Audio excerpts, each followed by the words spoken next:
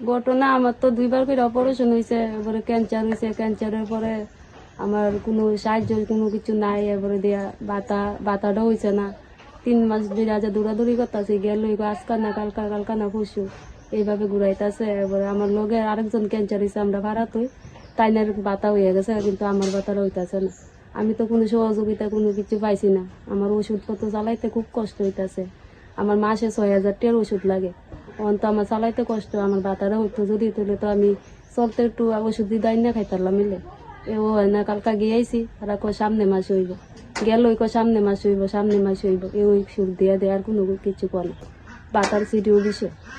রাখি দাস 6 মাস ধরে 3 মাস হয়েছে বাতার কাগজ জমা দিছি, গেল কইব আর সামনে মাস হইব, দেরি হইব, এইসব ধরনের বাসন দিয়ে দেয়। কালকে মারে লিয়ে গেছি বোধা কইরা হইছে না, এটা সামনে মাসে হইব, সামনে মাসে বইছে কইর।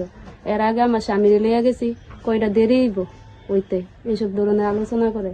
আমার লগে আমরা ভাড়াতে আরেকজনের ক্যান্সার হয়েছে, তাইনের বাতা হইয়া গেছে, কিন্তু আমার বাতার হইতেছে না।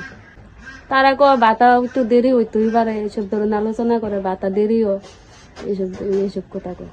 রাখি দাস, মধ্যলক্ষ্মী বিল, 2 নং মধ্যলক্ষ্মী বিল।